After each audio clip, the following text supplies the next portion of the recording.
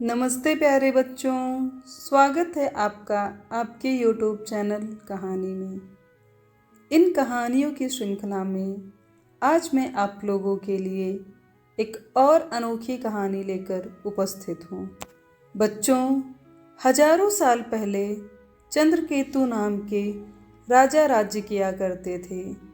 वे बहुत ही प्रतापी और धैर्यवान राजा थे।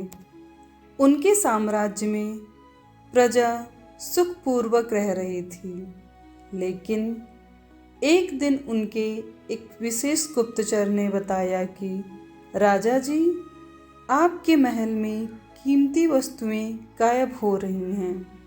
यह सुनकर राजा बहुत अचंभित हुए और उन्होंने यह निश्चय किया कि राजमहल की देखरेख के लिए वे एक ईमानदार युवक को नियुक्त करेंगे। इसलिए वे एक राज्यसभा बुलाते हैं और मंत्रियों से कहते हैं कि वे लोग कोई उपाय बताएं जिससे एक ईमानदार युवक की खोज हो सके। ये सुनकर एक चतुर मंत्री ने कहा कि राजा जी, उसके लिए आप अपने जादुई बीज वाले गमले का उपयोग कर सकते हैं। यह सुनकर राजा बहुत खुश हुए और पूरे राज्य में घोषणा कराई कि जो युवक राजा की जादुई परीक्षा को पास करेगा उसको 1,00,000 स्वर्ण मुद्राएं और राजमहल में विशेष पद दिया जाएगा। इस घोषणा को सुनकर बहुत सारे युवक आए और परीक्षा में भाग लिए।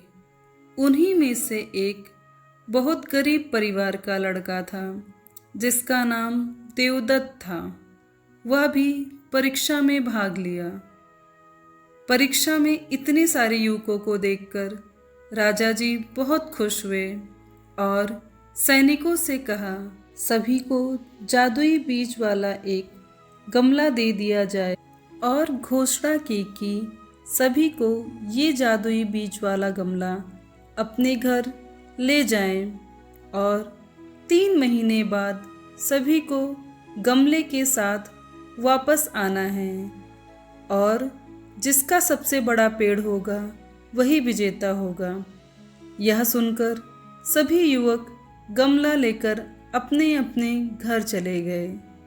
कुछ समय के बाद देवदत्त ने देखा कि उसके आसपास के सभी युवकों के गमले में पेड़ उगना शुरू हो गए हैं, पर उसका गमला वैसा का वैसा ही है।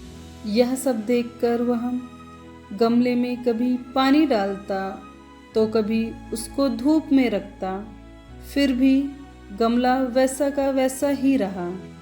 इस तरह देखते देखते 3 महीने बीत गए।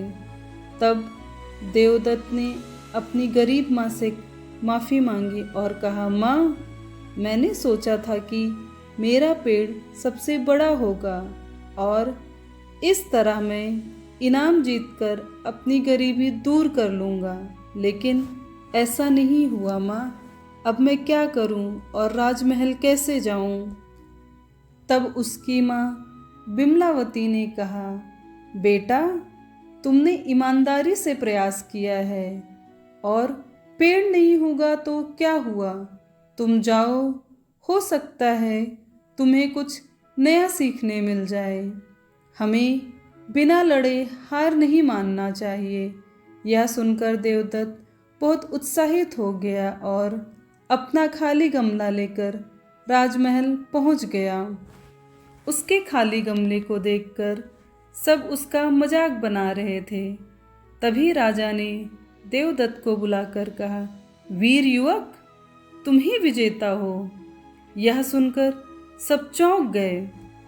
तभी देवदत्त ने कहा, राजा जी, मैं कैसे विजेता हुआ? मेरा पेड़ तो उगा ही नहीं। यह सुनकर राजा ने कहा, सारे गमलों में उबाले हुए बीज डाले थे और उबाले हुए बीज उगते ही नहीं हैं। अन्य सभी युवकों ने लालच के कारण गमले में दूसरा बीज डाला है। यह सुनकर अन्य सारे युवक शर्म के मारे अपना सर नीचे झुका लिए और वे देवदत्त की ओर देख रहे थे। तभी राजा ने देवदत्त को बुलाया और 1,00,000 स्वर्ण मुद्राएं दी। उसके साथ ही उसे राजकोष का नया अध्यक्ष घोषित कर दिया। इस प्रकार देवदत्त अपनी ईमानदारी के कारण राजा का करीबी और कोषाध्यक्ष बन गया। बच्चों, ये कहानी से हमें ये पता चलता है कि ईमानदारी और सच्चाई हमारी सबसे बड़ी योग्यता है। उम्मीद है इस कहानी से आपने ज़रूर कुछ ना कुछ सीखा होगा। ऐसी और कहानियों के लिए कृपया हमारे चैनल को सब्सक्राइब करें और अपने दोस्तों के साथ शेयर करें। आप सभी का बहुत बहुत धन्यवाद। फिर मिलते हैं एक नई कहानी के साथ।